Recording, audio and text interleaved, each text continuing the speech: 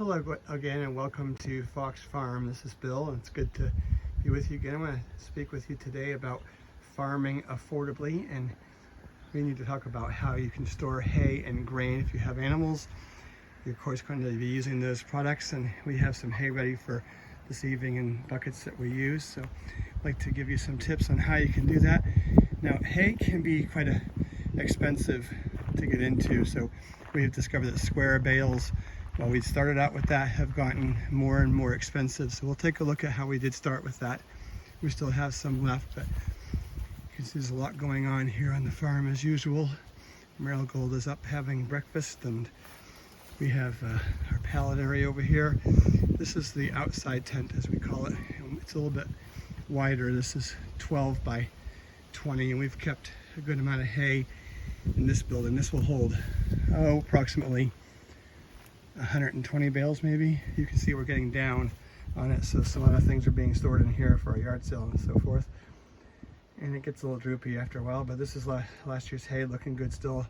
This is all second cut, so that's fairly okay to keep going with square bales because you do need second cut for horses.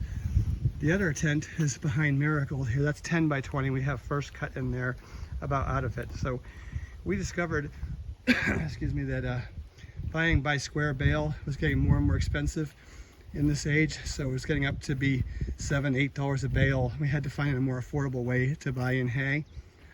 So what we found out is that round bales are quite a bit more affordable.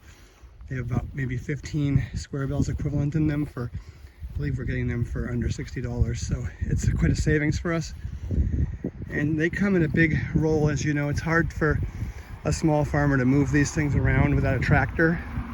So we had to have a place that was close to the yard, the driveway, so the truck could come in and dump them, and then we're able to roll them. So this is a system that we've come up with. Basically, I put 10 or 12 pallets on the ground, so I had 6 feet or 8 feet wide and over 20 feet long. So the rolls come in standard sizes, about 4 foot by 4 foot, but when they sit like they are there in a roll, they tend to pancake a little bit. So the only way to get the measurement right for the tarp we bought was to sit them on their side as they are here. So it makes like a log kind of. I get 4 rolls across the tarp, under the tarp here, which is 12 by 20. And that fits over it quite well, not quite to the ground on the ends, but to the ground on the sides. And we have done this system for over 6 months. It started in the fall, worked great, kept it through the snowy winter. And of course, when you live in a windy place like us here, you have to really secure your tarp well. So we have used pallets and rope to tie this down. When I want to use a roll, I will bring it forward a little bit, just kitty corner it back and forth until I get it out far away from the other one so I can tip it over. And then we tip it over on its end and we can cut the lines and use it. So we pull it off and put it in those buckets as you saw. And I'll show you that. You can get those at Tractor Supply. They hold quite a bit. We've got 3 of them, so we can carry hay. It's not very far to the barn, so it's not bad to do. When you live on a budget and you gotta make do without a tractor, this is how you can do it. So that's how that works, and it's been a good system. We do want to put a roofed building over it eventually in this site that's a little wider and bigger, so we can get more than 4 rolls at a time. And 4 rolls last us a month. We're going through about a roll a week, and that's been working pretty well. No complaints. The only trouble is when it rains, it's a little harder, so we have to have 2 of us at a time to hold the tarp and get the hay out. But it has been working fine. So that's hay. If you can not afford a tractor and you cannot afford to keep buying hay in bales, then I will recommend you go with rolls and try something like we did there. You can roll a roll of hay. It does, well, I can do it by myself, so that's something we can do. Let's talk about grain for a minute. When you see grain, it's cheap. Well, it's easier to buy it, bulk, because you don't have to keep going back to the feed store.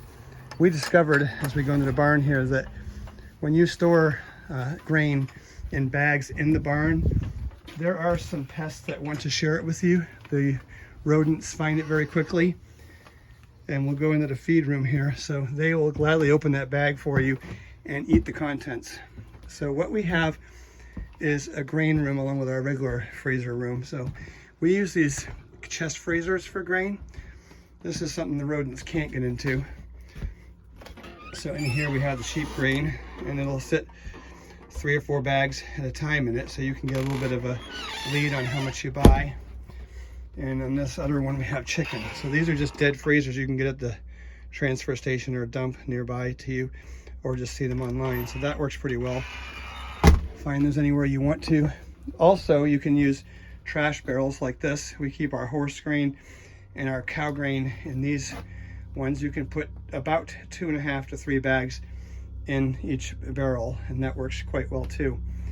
So that's the system we use for hay and grain storage. It's been working well for us. Not perfect when you live in a budget, but you make do with what you can do, and it's certainly doable if you set your mind to it and work hard. And we'll sign off with the sheep here having breakfast in the barn. They like the second cut hay in here. Again, this is Bill with Fox Farm talking about farming affordably. If you like the videos we share, I'd like to have you subscribe. It helps us with our algorithms.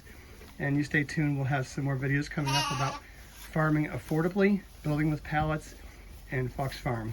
Thanks again. This is Bill from Fox Farm.